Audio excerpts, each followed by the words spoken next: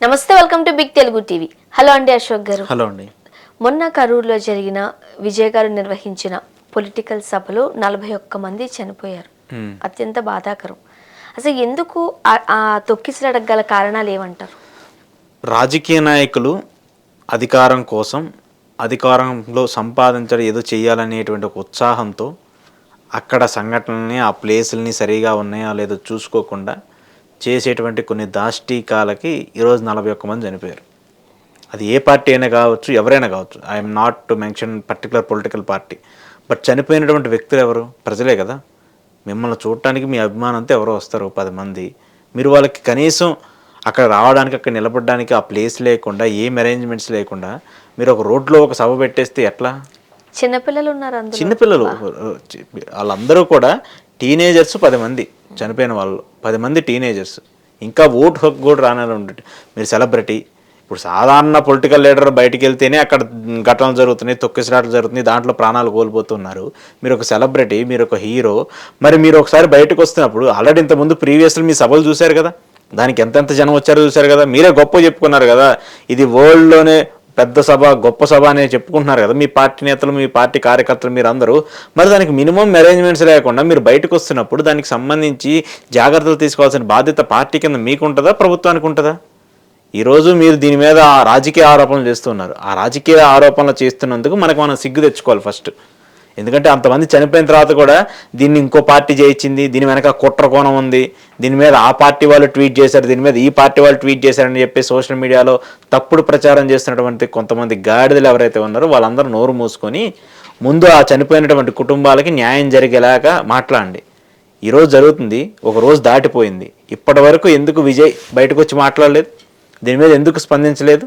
నష్టపరిహారం ఇస్తానని చెప్పేసి చెప్తున్నాడు. అంటే నువ్వు నష్టపరిహారం ఇస్తానగానే పోయిన ప్రాణం తిరిగి వస్తుందా?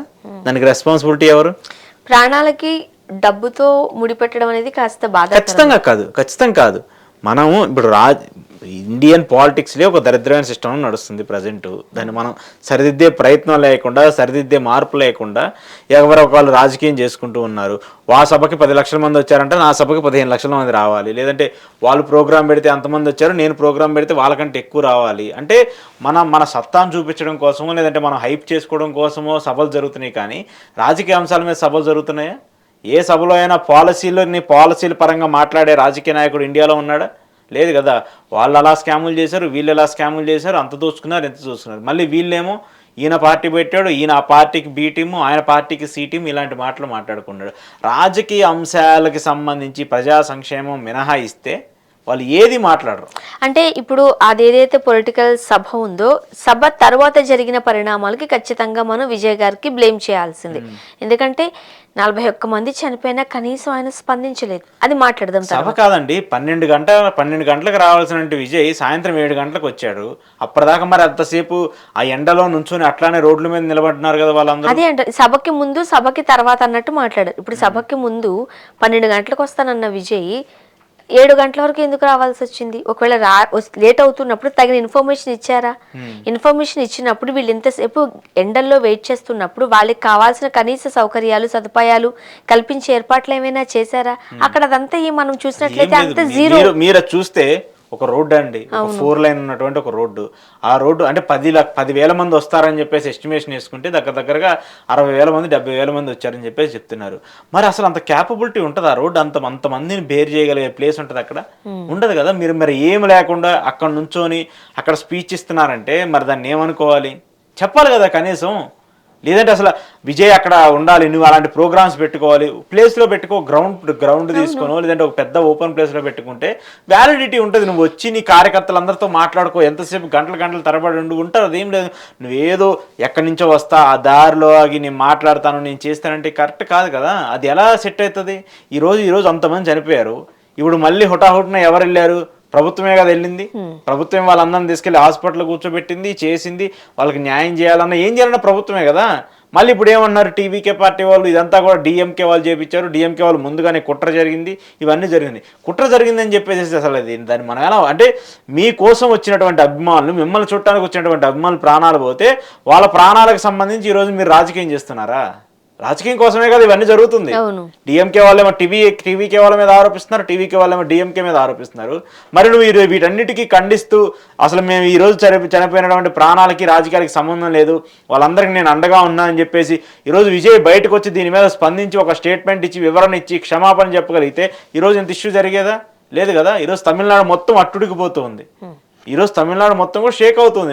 విజయ్ రాజకీయాల్లోకి రావచ్చు, ఎవరైనా రాజకీయాల్లోకి రావచ్చు, మీరేం రావచ్చు, నేను రావచ్చు, ఎవరైనా రావచ్చు. రాజకీయాల్లోకి రాకుండా అడ్డుకునే శక్తి ప్రసక్తి ఎవరికి లేదు. కానీ మీరు వచ్చినప్పుడు హుందాగా రాజకీయం చేయాల్సింది పోయి అలా కాకుండా చనిపోయేటువంటి వ్యక్తులకు సంబంధించి వాళ్ళ ప్రాణాల మీద మీరు ఈరోజు రాజకీయం చేస్తున్నారే, అసలు ఇది ఎంతవరకు నిబద్ధతతో నిజాయితీతో కూడిన రాజకీయమో నాకైతే అర్థం కావట్లేదు.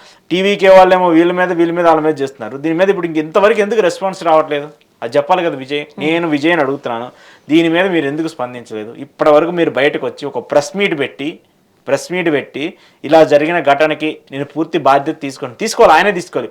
ఒకవేళ ఆయన తీసుకోకపోతే ఆయన పార్టీకి సంబంధించి ఆ ప్రోగ్రామ్ నిర్వహించినటువంటి వ్యక్తులు ఎవరైతే ఉన్నారో వాళ్ళు తీసుకోవాలి, ఖచ్చితంగా తీసుకోవాలి. ఇంతకు ముందు కూడా విజయ్ సభలు మనం చూసాం. ఒక రకంగా చెప్పాలంటే ఆయన్ని చూడడానికి వస్తున్నారా, అభిమానంతో వస్తున్నారా అనేది పక్కన పెడితే తండోపతండాలుగా తరలి వచ్చిన సందర్భం మనం చూసినప్పుడు ఎందుకు మీరు అన్నట్టుగా ఒక బహిరంగ సభలో లేకపోతే ఒక బహిరంగ గ్రౌండ్ లో పెట్టుకోకుండా 4 రోడ్డు సంబంధించిన కూడలిలో పెట్టడం ఎవరు పర్మిషన్ ఇచ్చారు? అదంతా నిర్వహించింది ఎవరు? వీళ్ళు ఏం చెప్తున్నారు, గవర్నమెంట్ మాకు సరిగా రెస్పాన్స్ ఇవ్వట్లేదు, అందుకోసం మేము ఇలా చేసామని చెప్తున్నారు. మీకు ఒక చిన్న ఉదాహరణ చెప్తా. ఆర్సీబీ ఐపీఎల్ ట్రోఫీ గెలిచిందండి. ఆర్సీబీ ఐపీఎల్ ట్రోఫీ గెలిచినప్పుడు వాళ్ళు ఒక ర్యాలీ చేయాలనుకున్నారు. ర్యాలీ అంతా చేశారు, తీసుకెళ్ళిపోయి కర్ణాటకలో ఒక భవన్ దగ్గర వాళ్ళు అక్కడ చేశారు. ఆ టైంలో అక్కడ తొక్కిసలాట జరిగి 11 మందికి పైగా చనిపోయారు. దాని మీద ప్రభుత్వం సీరియస్ అయింది. దాని మీద ప్రభుత్వం మీద కూడా సీరియస్ అయింది. మీరు సరిగ్గా అరేంజ్మెంట్స్ చేసుకోవట్లేదని చెప్పేసి ఆర్సీబీ వాళ్ళ మీద కంప్లైంట్ పెడుతూ వచ్చింది. అంటే ఇక్కడ ఒక సెలబ్రిటీ బయటకు వస్తున్నప్పుడు క్రౌడ్ ఏ విధంగా పుల్ అవుతున్నారనేది మనకు ఆల్రెడీ అర్థమవుతుంది కదా. దాని మీద మీరు ఎందుకు చర్యలు తీసుకోలేదని అడుగుతున్నాను నేను. దాని మీద మీరు ఎందుకు నియంత్రణ కింద తీసుకోనో, లేదంటే ఇంతమంది రావాలి, ఒక దాన్ని ఏమంటారు, ఒక ప్రొటెక్షన్ కింద పెట్టుకోవాలి. ప్రొటెక్షన్ కింద పెట్టుకొని విజయ్ అక్కడిని తీసుకెళ్ళు, బ్యాక్గ్రౌండ్ నుంచి ఎక్కడి నుంచి ఒకసారి తీసుకొచ్చి క్రౌడ్కి ఇబ్బంది పెట్టకుండా, వచ్చిన ప్రేక్షకుల్ని లేదంటే వచ్చిన వాళ్ళని మీ అభిమానులు ఇబ్బంది పెట్టకుండా మీరు మాట్లాడాల్సింది పోయి ఒక చిన్న కారు మీద నువ్వు నుంచొని ఎవరో ఆయన మాట్లాడుతుండగానే ఆయన ఎదురు ఒక వ్యక్తి సమస్యలు పడిపోయాడు. అలాంటి పరిస్థితులు ఉన్నాయి. మరి ఇన్ని జరుగుతున్నప్పుడు కూడా మళ్ళీ ప్రభుత్వానికి మీద ఆపాదించడం, లేదంటే ప్రభుత్వం వీళ్ళ మీద ఆపాదించడం అని చెప్పేసి రాజకీయంగా ఒకరి మీద ఒకళ్ళు మాట్లాడుకోవడం, ఇవన్నీ దారుణంగానే చూడాలి. లేదంటే ఇవన్నీ కూడా రాజకీయాల కోసం సామాన్యుల ప్రాణాలు పోతున్నా సరే వీళ్ళకి రాజకీయమే ముఖ్యం, అది ఎవరైనా సరే రాజకీయమే ముఖ్యం అని చెప్పేసి రాజకీయాలు చేస్తున్నారని చెప్పేసి చూడాలా? సరే, రాజకీయాలు అంటేనే ప్రజాసేవ అని అంటూ ఉంటారు. ఇక్కడ ఎంతమంది ప్రాణాలు, ముఖ్యంగా చిన్నపిల్లలు, టీనేజర్స్ బలైపోయినప్పుడు స్పందించిన రాజకీయ నాయకులు రేపొద్దుట అధికారంలోకి వస్తే ఎలా చూస్తారు ప్రజల్ని? ఇదే చూస్తున్నాం కదా, ఇలాంటి పరిస్థితులే కనిపిస్తాయి. వాళ్ళ జీవితాలన్నీ గాలిలో పెట్టినట్టే. అసలు కాదు, 41 మంది చనిపోయి నేను స్టిల్ ఏంటంటే రెస్పాండ్ 41 మంది చనిపోయారు. హుటాహుటిన అక్కడ డిఎంకే స్టాలిన్ హాస్పిటల్ చుట్టూరు తిరుగుతున్నాడు, లేదంటే అపోజిషన్ పార్టీ ఉంది అన్నా డిఎంకే వాళ్ళు హాస్పిటల్ చుట్టూరు తిరుగుతున్నారు, బీజేపీ పార్టీకి సంబంధించిన అన్నామలై హాస్పిటల్ చుట్టూరు తిరుగుతున్నాడు. విజయ్ అక్కడ అని అడుగుతున్నాను నేను. మరి విజయ్ అసలు ఆ ఘటనకి కారణం అవడానికి కారణమే విజయ్. మరి విజయ్ ఎందుకు వెళ్ళట్లేదు వాళ్ళని పరామర్శించడానికి? వీళ్ళ ముగ్గురు ఎందుకు వెళ్తున్నారు? వెళ్ళాల్సింది విజయ్ కదా. వెళ్ళాలి, వాళ్ళని కలవాలి, ఆ కుటుంబాలకి బాధ్యతనివ్వాలి, ఆ కుటుంబానికి నేను అండగా ఉంటానని చెప్పేసి చెప్పాలి. ఇదేం చెప్పకుండా నువ్వు ఎక్కడో ఇంట్లో కూర్చొని ఈ ఘటన జరిగిన తర్వాత ఒక్కసారిగా నా మనసు విరిగిపోయింది, చలించిపోయానని చెప్పేసి ట్వీట్లు పెట్టుకుంటే ట్వీట్ల వల్ల ఉపయోగం ఏముంది? న్యాయం జరిగింది ఆ ట్వీట్ల వల్ల పెట్టుకుంటే? రేపు ఇలాంటిది మీరు బహిరంగ సభలకి ఈరోజు ఇంతమంది చనిపోయారు, రేపు మీ బహిరంగ సభకి ప్రభుత్వం పర్మిషన్ ఇవ్వగలదా? ఏం చెప్తుంది? ఇదే ఎగ్జాంపుల్ చెప్తుంది. మీరు వస్తే ఎంతమంది జనం వస్తారు, అప్పుడు తొక్కిసలాట జరుగుద్ది, మళ్ళీ ప్రాణాలు పోయే అవకాశం ఉంటుందని చెప్తారు. మరి అప్పుడు పర్మిషన్ ఇస్తారు? ఎవరు కదా.